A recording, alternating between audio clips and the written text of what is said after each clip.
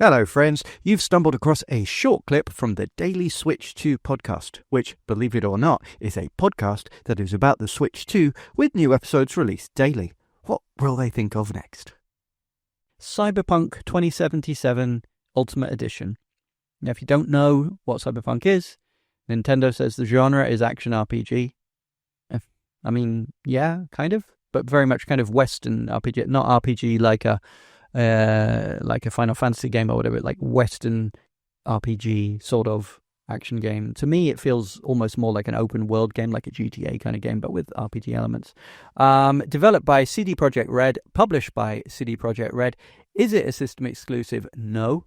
But by all accounts, the Nintendo Switch 2 version is a very decent way to play the game.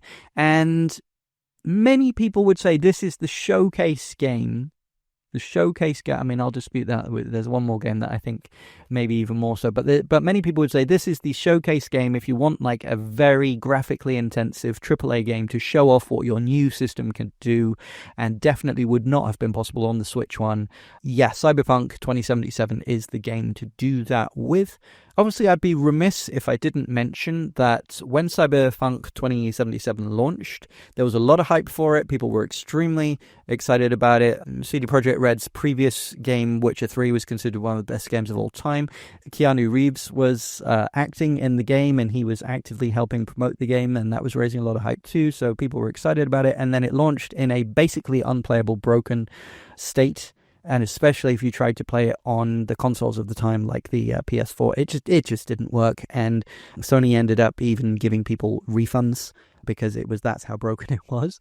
However, Cyberpunk 2077, like another game on this list, has almost completely rehabilitated its image, and CD Projekt Red stuck with it and kept updating it and kept patching it and kept fixing it. And nowadays, by all accounts, it's one of the best kind of modern games in that genre. If you're into that kind of AAA, third-party, third-person action adventure game, yeah, it's one of the best. It's certainly a very big game, a very deep game, with a lot to do. The Nintendo Switch 2 version is extremely impressive in how it runs. Yeah, sure, it doesn't run as well as like a £3,000 PC, but it's comparable, and it's better than the PS4 and the Xbox One versions.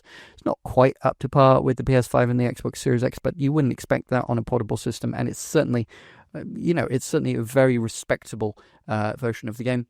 But here's the rub, here's the thing. Is it available physically? Yes. No questions asked. No questions asked. It's not a code in a box like EA. It's not a key card like Sega or Capcom or Konami. No, it is just the full game on the cartridge, 64 gig cartridge, the full game on there, and the physical version.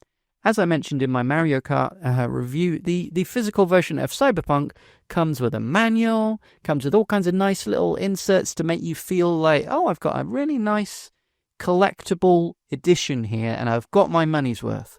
And it's just $70. Now, $70 is steep, yes, but it's less than Nintendo with their $80 games, and it's a much nicer package. It's a much nicer package. It's an actual AAA game.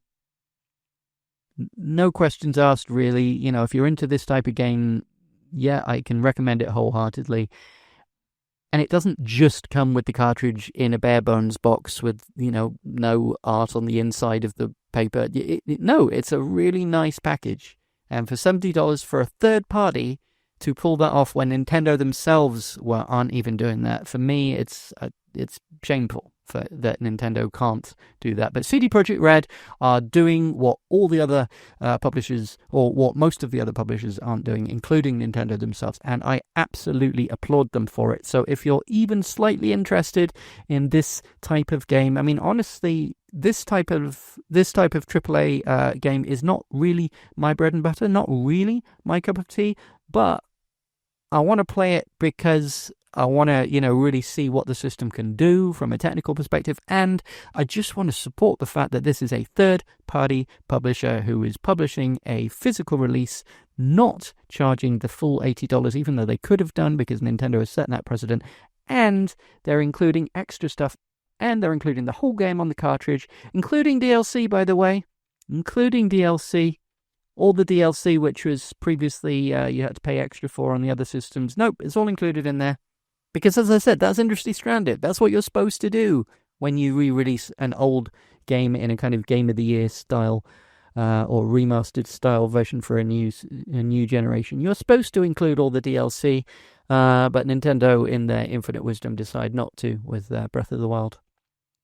Absolutely disgusting.